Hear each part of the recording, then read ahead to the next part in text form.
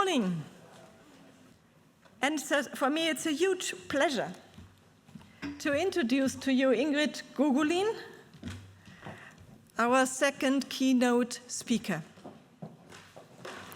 Ingrid is a professor for intercultural and comparative education at the University of Hamburg. Ingrid is a very outstanding researcher. Her field of research is language and the role of language in education. And she has done a lot of work in really changing the mind of how to understand school as a multilingual place of learning. Ingrid is, in addition, not only an outstanding researcher, but she is somebody who knows how to bring research forward. She is one of the founders of the now most important journal for educational research in Germany with the highest impact. But you were one too. Psst, don't tell this. She was years the president of the German Educational Research Association. She was years president of the European Research Association. And she is the founding person, or one of the founding persons of the World Research Association. So she is somebody who knows how to bring research forward. She makes outstanding research and she brings it forward. And that's in the field which is very related to global learning. And that's what we need. We need outstanding research. We need bringing it forward. So we are listening now to Ingrid. And we are very honored and very pleased that you are with us. Okay, Annette, wie komme ich auf meine Präsentation? Das machen wir automatisch. Ah, super. Hoffentlich. Hoffentlich. Good morning, everybody, esteemed colleagues. Annette, she's really exaggerating because we know each other for, say, a few years. And we cooperated a lot. And all you said is not my work, but it is always our work. So it's always a team working on these things. And in between these roles, you were mentioning, I also did some work. I feel very delighted and honored to have the chance to talk to you today because I didn't know about Angel before Annette introduced me to this. And I was really curious, and I hope for your understanding and for your openness, because global education is not my field. I'm a dilettante in this field, and I have the hope that your openness, our two speakers of this morning talked about the openness. I hope for your openness for my field, and my field is intercultural and international comparative research, in particular with a focus on migration and diversity. So I would like to give my very special thanks to Annette and the whole organizing team, because this is such a welcoming event, and it's wonderful to have all the encounters and listen to you and the many international voices I had the chance to hear already yesterday. So, global social justice and equality, I think these are promises that we hope will be fulfilled by public education systems. Public education systems include the formal, the non-formal, and the informal sector. At the same time, we must admit that public education systems didn't fulfill this promise until today, at least not to the extent we hoped that they would. A core task for my own research and the research of education, about education in general, is to identify the causes of this and to work in order to develop solutions that might improve the situation. In my contribution, I would like to invite you to a specific perspective on this issue. And this perspective is based on historical and international and language-related comparative research. So first, please join me for a brief look at the founding phase of public education systems as we know them today.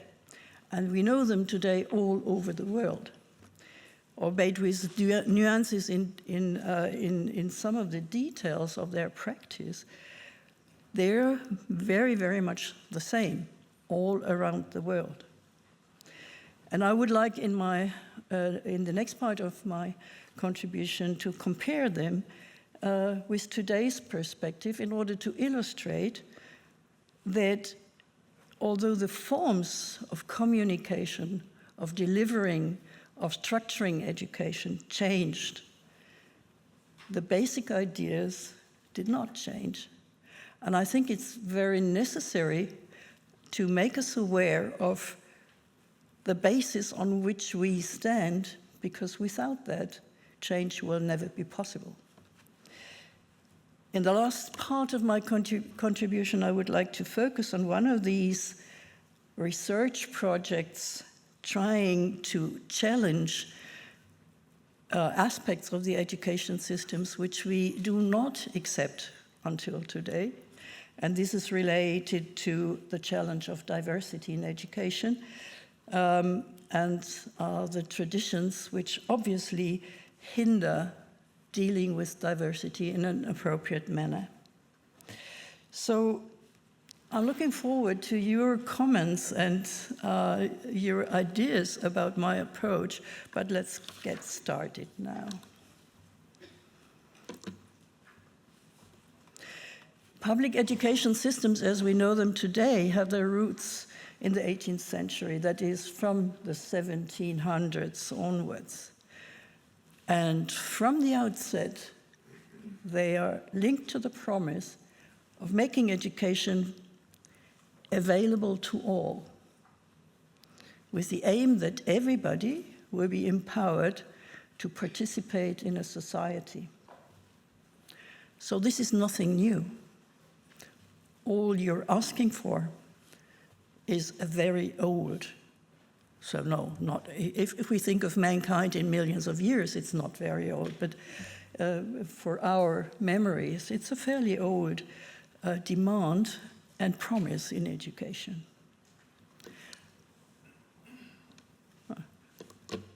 Okay, I have to press harder.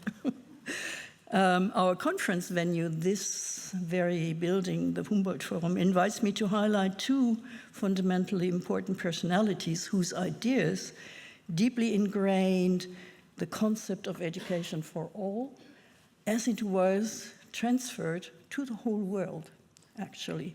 So you see the Humboldt brothers, both stand for a cosmopolitan orientation, so also this is nothing new, and they stand for intellectual curiosity.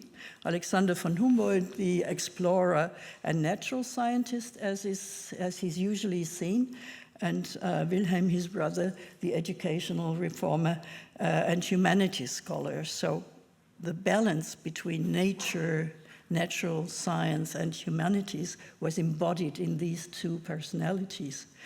Both were in close contact and benefited very much from each other's ideas and discoveries. Nevertheless, I've given Wilhelm a little more prominence here because obviously his influence on education is a bit more important. What is relevant at this point is that the Humboldt brothers belong to a global community of intellectuals, what was considered to be global by the time, so how you could reach it in the globe in technical ways. And they based their ideas about humanity and about what humans need for prosperous lives on observations of life in different areas of the world, on the one hand, and on the boost of innovation that took place in their time.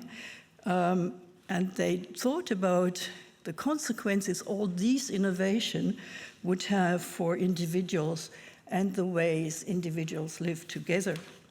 So the 18th century was the century of modernization bursts. And these bursts are relevant until today. And I'll just give you a few images.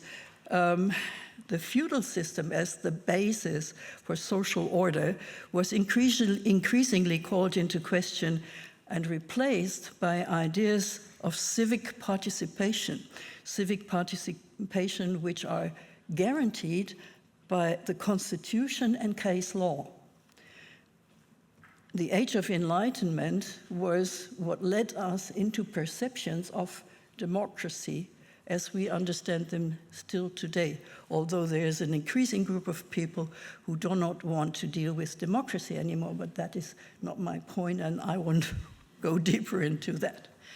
But we, let's say, a very, very large part of the countries around the world, to my opinion, thank God, are based on a notion of democracy, which was developed during these days. These transformations are tightly connected with negotiation and design of the classical nation state, and that is to say the invention that was made as nation state in Europe by the time. In this era, global interconnectedness between all areas of the world were hugely advanced. However, with the effect that we all know, with an increasingly European-dominated world. And by the time Great Britain was the leader of this movement, and now today it is not anymore. But this social and cultural modernization burst was accompanied or also driven by other inventions of the time, technical inventions and economical inventions, innovations that made all this possible. And on the other hand, the innovations were made possible due to new concepts of society. So as we all know, this historical perspective must be viewed with ambivalence. On the one hand, it manifests the power structure in the global society that is still effective today in many respects, and we are not content with this. But on the other hand, what we must not forget is it gives rise to the fundamental idea that education, or Bildung as we would call this in Germany, is an undeniable human right. That is something we should keep in mind when we talk about change.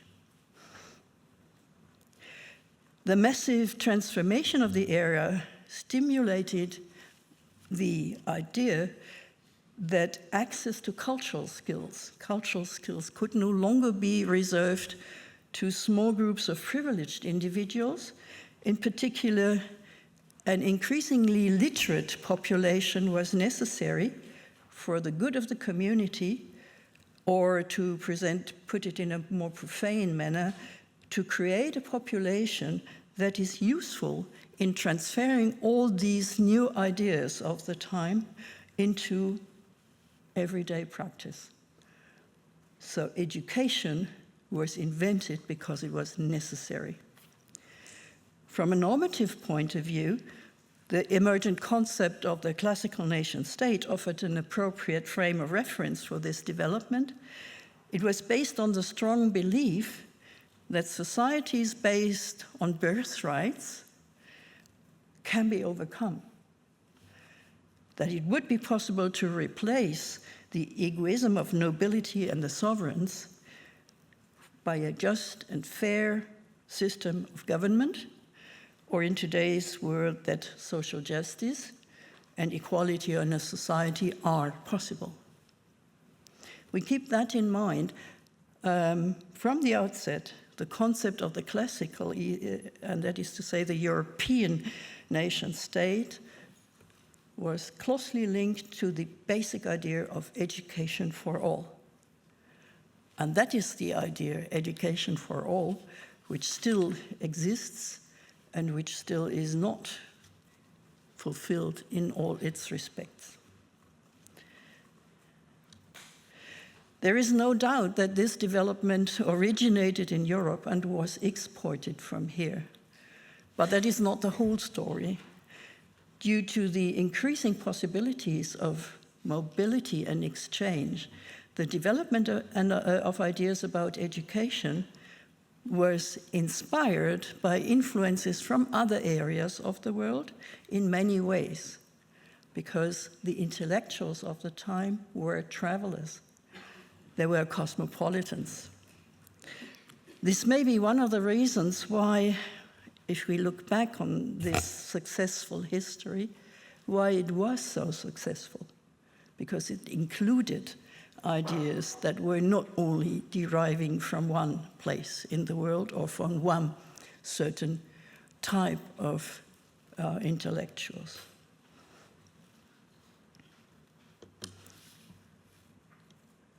So this is the European picture. This is the Japanese picture. It was about the same time when education in this kind of framework was imported and the other type of education was replaced. This success story was by no means accompanied by a standardization of social norms or concepts of society. That was not the case. But there was a broad consensus on what education should achieve in the face of an unknown and uncertain future. And there are three simple things: access to literacy, access to numeracy, and access to understanding the natural world. Access to understanding. And access to understanding at the same time meant access to openness for interaction.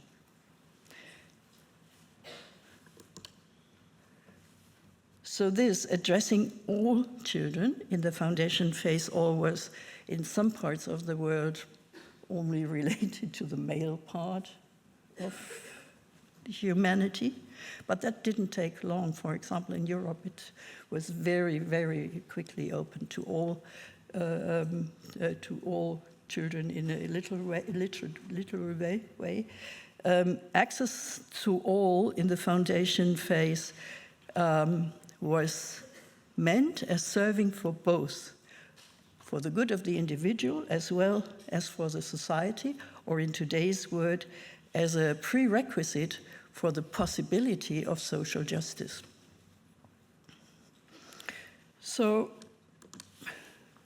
remembering history is important, I think, because it reminds us that the impetus for profound changes in society and in education came from the outside world, not from the inside of education.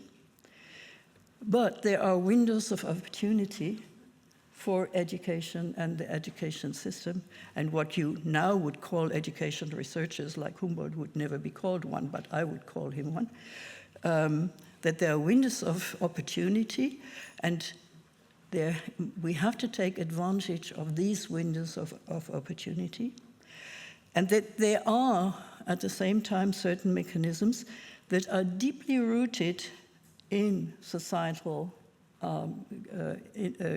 structures, and they can undermine the best intentions over a long period of time, and I'll speak about this in the next part. But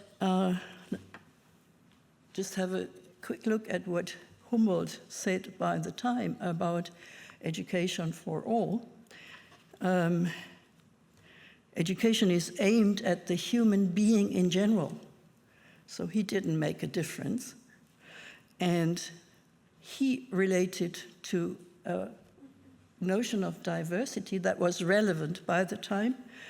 And in today's words, we would say this is a notion that considers access to wealth or access to power, because what is indicated by him is people are different with respect to their occupation, and that means with respect to their living conditions, and that means with respect to the money they have, etc., etc. So this aspect, economic and social background, is a matter of difference which has to be considered.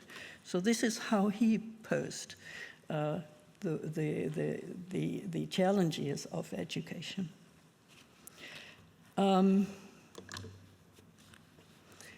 Well, I'm now talking about the broken promises, but not only about the broken promises. Let's have a look into data indicating what we have achieved of these promises until today in a global perspective. What we have achieved is a different wording on the one hand. I just took this as an example. So we see there that diversity is today kind of got more diverse, and we're describing it in a more differentiated manner. We have more ideas about what diversity looks like and how we would have to tackle it. But the message is the same. Let's look into some data indicating what we achieved, actually. In my following part, my following explanations are based on one study that is published by Nature. I chose this study because it not only mirrors the situation we face today, but it also has an outlook, you see on the most right part of the illustration, to 2030. So what can we expect based on a statistical data? And we all know the hardest job to do is looking to the future. So we do not believe too much in this, but it gives us some ideas. So the first one is absolutely a success story.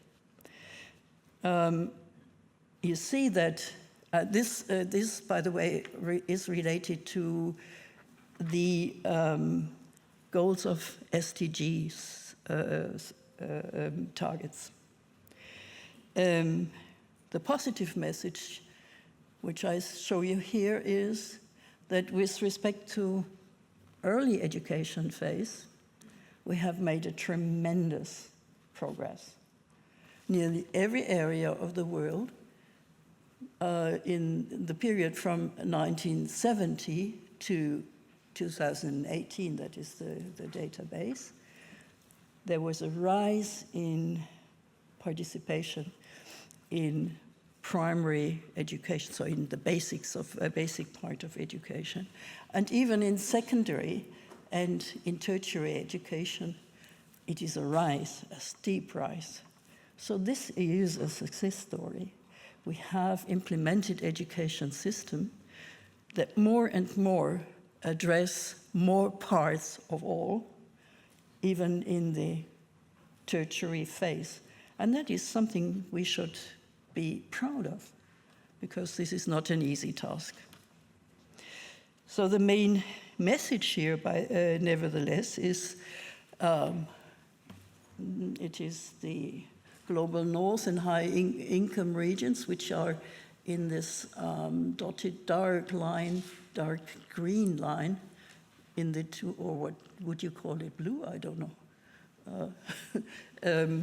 These set the frame. So in these areas, nearly 100% of children achieve primary, even close to 100 secondary and tertiary education. So, and this goal is not reached everywhere, but more areas of the world are getting more close to it. And that is, I think, a success story. So in this respect, the promise is about to be kept. There is another respect, a second illustration, which also shows a success story, and that is the closing of the gender gap. If you see the most left, no, from your point of view, yeah, it's the most left part, you see in the 1970s, the education system served mainly the male part of human beings. But already in 2018, more areas of the world have a similar, or some areas of the world favor women in their education systems. And the estimate for 2030 shows that we are in danger to change inequality in that male are in danger. So we should do something about gender equality, also considering the male part of the populations. So this indicates major changes of inequality around the world, and these changes hold. So they are things to be positive about. What we can't be positive about is the change in inequality systems, where income and wealth are indicators. And this is shown here. You see in the first, in the left parts, that overall there was a reduction of inequality, but the reduction was highest in the wealthy areas of the world and lowest in the less wealthy areas of the world. And there is no major change in the difference between the high income, etc., areas of the world and the low income, etc., areas of the world. That where incomes and wealth indicators are high, inequality levels tend to be lower and get lower. And we see no change, no signs of significant change in this respect. And that is being shown in the right part of the graph. You see no signs of change in the poor countries, but a lot of change in the what we call the global north. So you could put this, I'm not really somebody who knows very much about citing the Bible, but I find this citation: for the one who has, more will be given, and from the one who has not, even what he has will be taken away. So this is what is shown here. At this point, we could simply conclude that the mechanisms associated with power relations and wealth are so strong that they cannot be overcome through education, even in such a long period of time. And indeed, let's be realistic, I'd say. I'm not sure that education is powerful enough to change the world. But still, we have reasons to be optimistic, and the gender example shows us the bright side of the story. So change is possible. It is possible, but there are two prerequisites for change, and the one is significant investments over a long period of time, and the other is this investment has to be linked to a change of mindset. So these are the two prerequisites we can't overcome, and we can't overcome them in education alone, but we need the outside world to support us in this.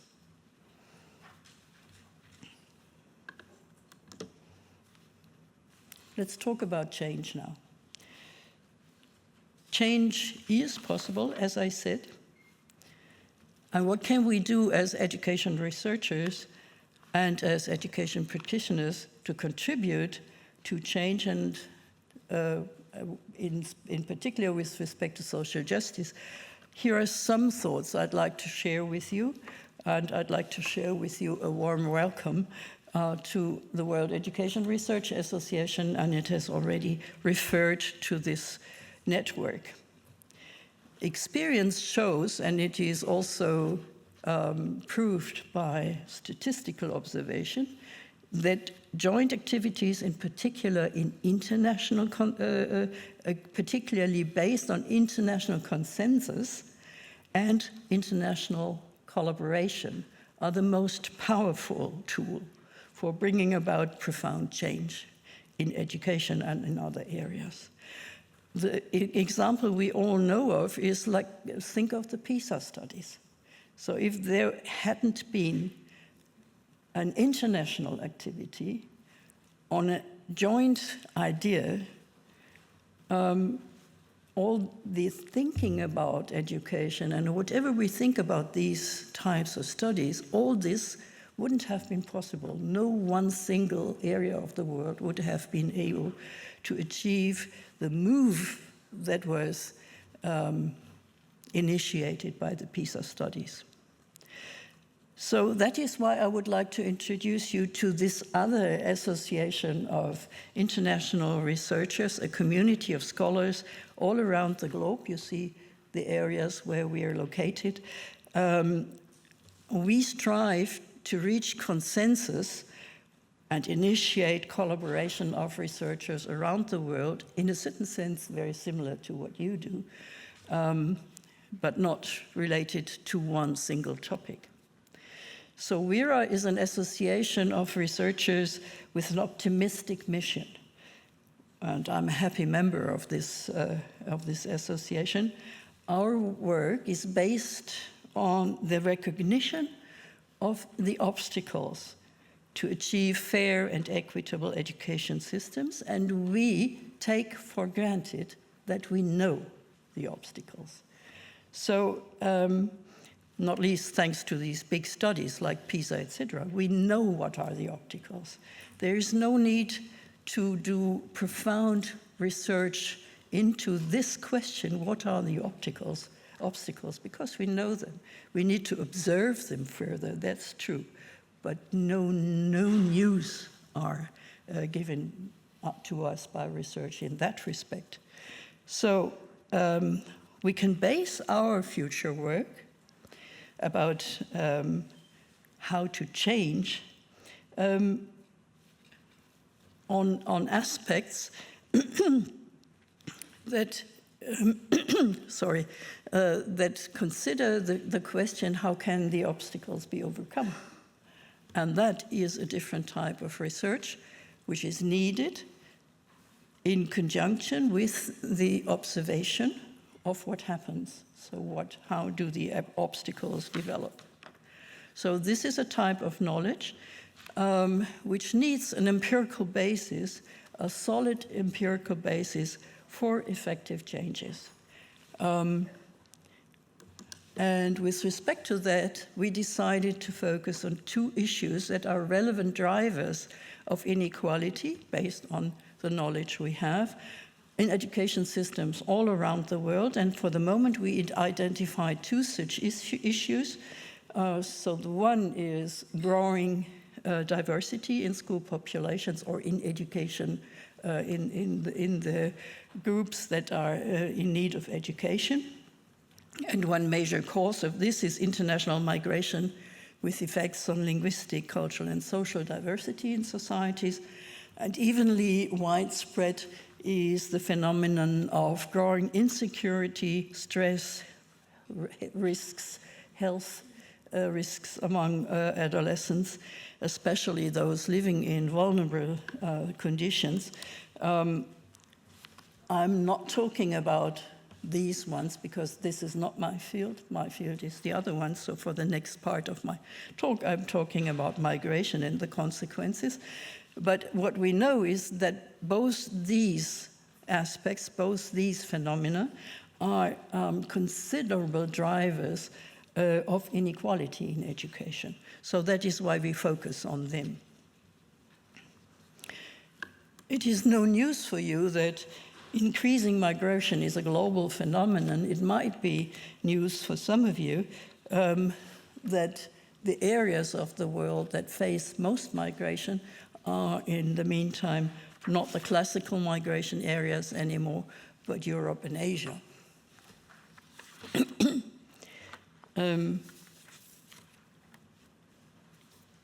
So in particular, with respect to education, migration is a major driver of diversity of populations within the societies, in the national societies worldwide. And the specific aspect of it is that migration is young. So on the positive side of this illustration, you can say migration is a method of rejuvenating national populations. And the populations in the better of parts of the world are getting too old. So we need migration with that respect. On the other hand, of this picture is that the major part of migration is young. So in one way or the other, connected to one or the other measure in education systems. For education and social participation, particularly relevant is the increasing language diversity.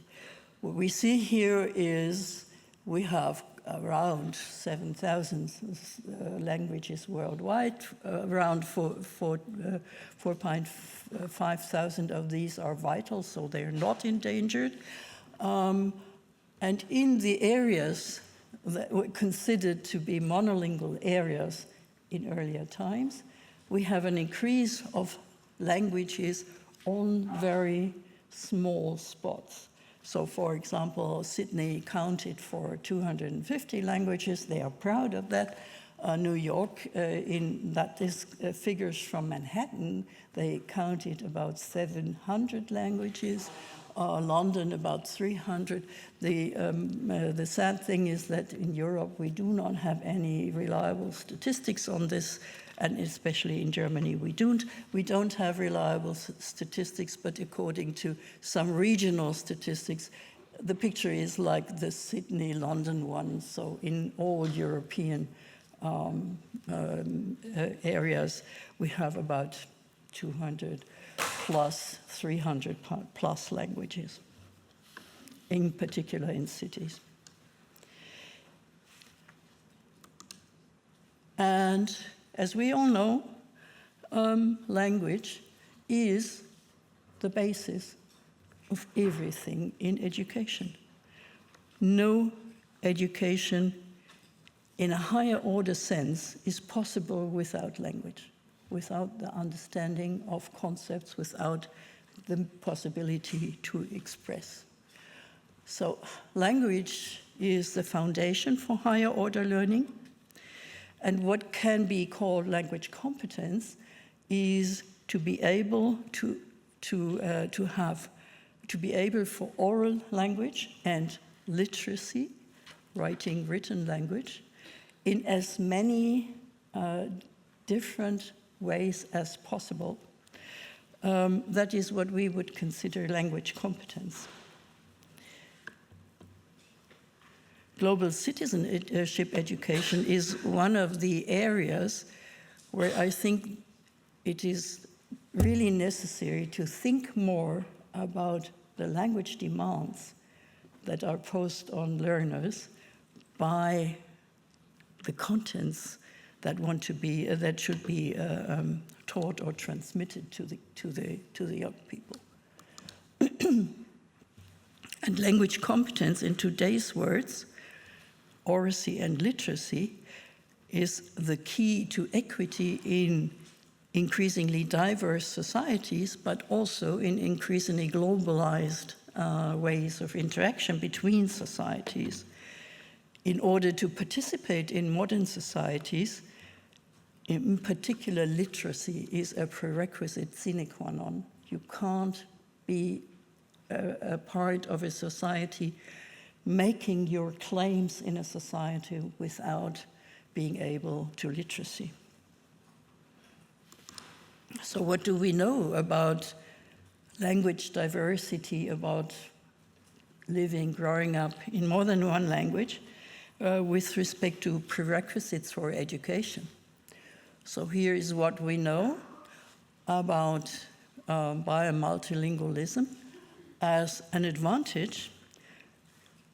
Multilingual lives bring advantages for metalinguistic awareness, which is a prerequisite for learning about languages. And that means also learning about different subject matters, etc. So it's an advantage for the early acquisition of a differentiated cognitive pathway to access language, which is a very good prerequisite for becoming literate, because when you become literate, you have to make the change from the idea that orality and the written world have anything to do with each other. This is in fact not the case. Orality is derived or developed on the basis of natural competences to language, whereas literacy is a fully cultural competence. You can't access literacy on a natural basis, but you have to be taught explicitly in order to become literate. So the knowledge about the differences of jargons, of varieties of language, etc., is an excellent prerequisite for learning this difference between orality and literacy. It's also tested to be a very good prerequisite for creativity, for affective and social competencies. And I'm happy to say, and for me this is becoming more and more relevant, it is also a way to postpone dementia, so I can only kind of suggest that we all become multilingual and try to keep, fit over a long period of our lives. We could put this into one single expression. Multilingualism is a very, very good prerequisite for learning. But this is not the way people look at this most of the times. If you look into research, most research is considered to the risk of being bi or multilingual. For example, the risk in performance in these large-scale studies.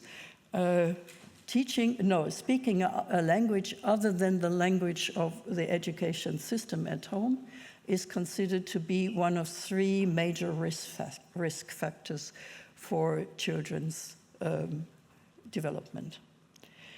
And indeed, we have a number of information that the risk is there.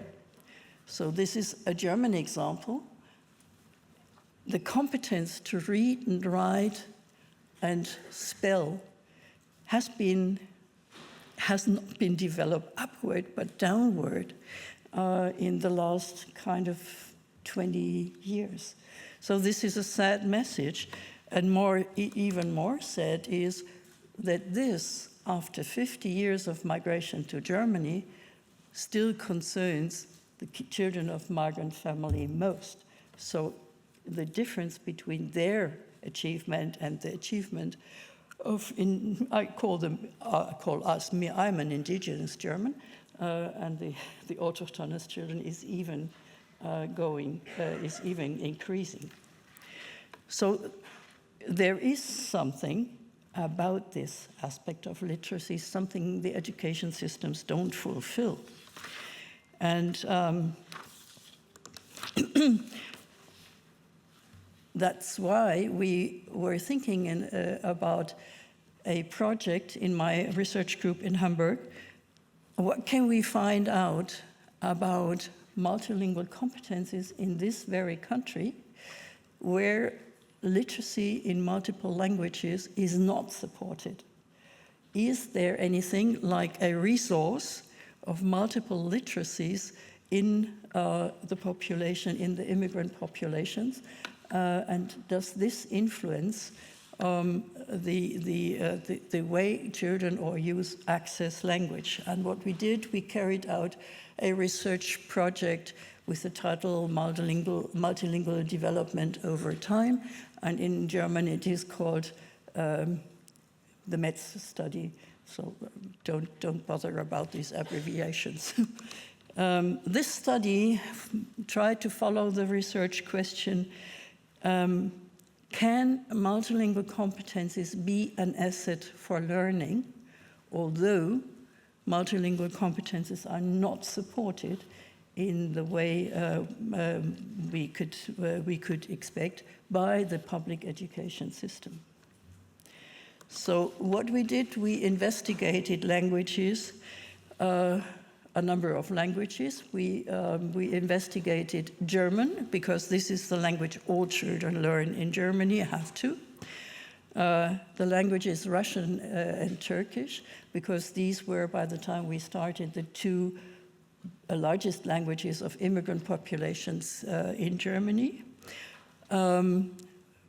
English, because English is a first foreign language for about all children in Germany in the meantime.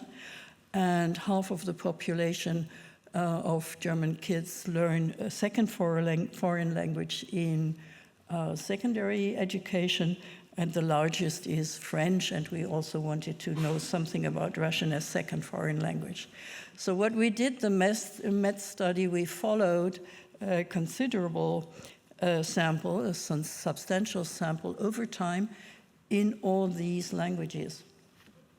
And as far as I know, this study is the first one to do this globally, to follow the development of languages, of this complexity of languages over the period of secondary education, and that's exactly what we did. So we had about 3,100 kids in the sample, in roughly 80 schools in Germany, and we tested children that were considered to be monolingual as well as the bilingual and multilingual kids. So this is just an idea about the sample size. It was a longitudinal study, so we followed the two cohorts, so we cover with our methods the whole period of secondary education in Germany. And this is what we measured. We measured all the languages with a specific method, which I'm not going deeper into here now. And we measured all relevant context factors in order to get fair information. So all social, intellectual, etc., context factors that influence language education, language development. So this is one result, one of our first results.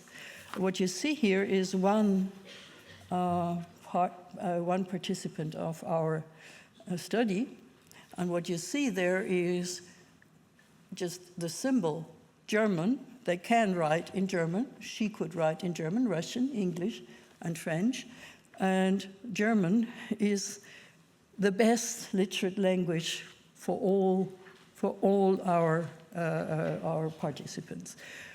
The second best was their heritage language, and then the foreign languages followed. And it is not a surprise that French plays the least role, because this is learned for the shortest period of time when we measure it. Second result, those kids who are good in languages are good in all their languages. So if they are good writers in German, which is in the profile number 1, you always see German on top. If they're good writers in German, they would also be good writers in the heritage languages, and English. And the information here is, although the heritage languages are not really taught in the public education systems, writing in heritage languages is better than writing in English after they received English for a considerable period of time, most of them from year 1 in the education system onwards. And the third result I would like to show you is that we try to find out if one language is developed good, does this harm the others? Because this is something politicians often think. If we invest in German, in heritage languages, this takes away effort from the others. We found the opposite. What we found is that all languages influence each other, and all influences are positive. So learning German has a positive effect on learning writing, or in this case, in the heritage language, as well as the heritage language writing competence has a positive effect on German. So these are just 3 examples of what we found, and I can put this in a nutshell. Germany is a country with multiple literate competencies. This is a vital resource because these competencies influence each other positively, although this is not supported by the education system. And proof for this is Germany only supports less than 5% of the kids with an immigrant background with offers to teach the heritage languages overall. There are areas where it's better, but overall. So this was an unexpected result. We found this rich resource of potential.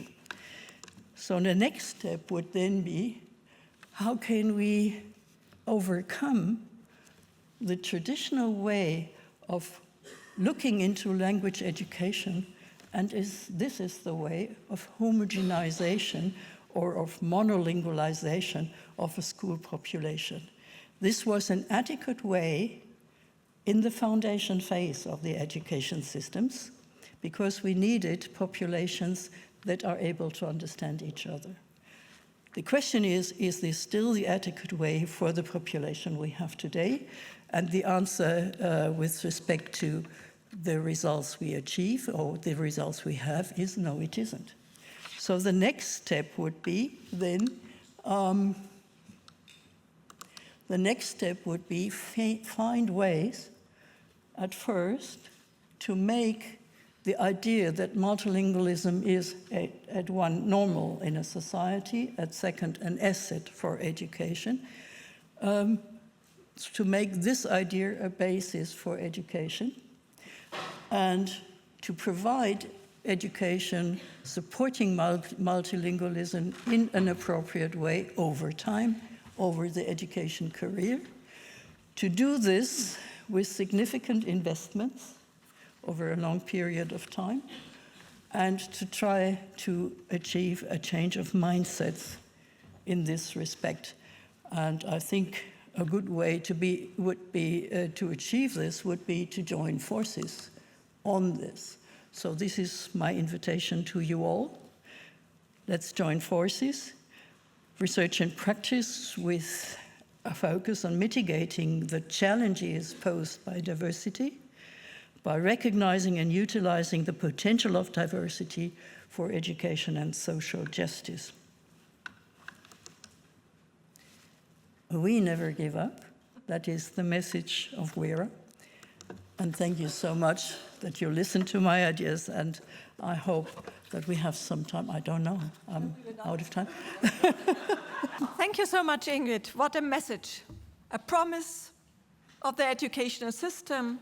In some regards, the promise is taken. In other regards, it's not there. It's a broken promise. But there is a mission which is not impossible.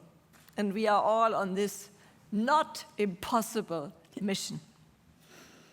And funders, listen, this needs significant investments. And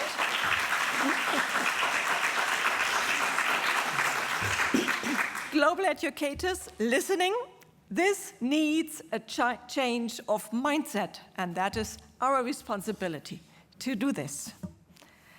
It needs a change of mindset in regard of the underlying understanding we have to education.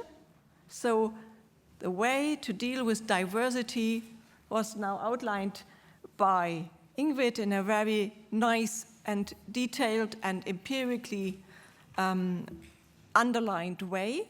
And of course, this is in a broader mindset as well, not only the language, but the way how we understand a world in its diversity and heterogeneity.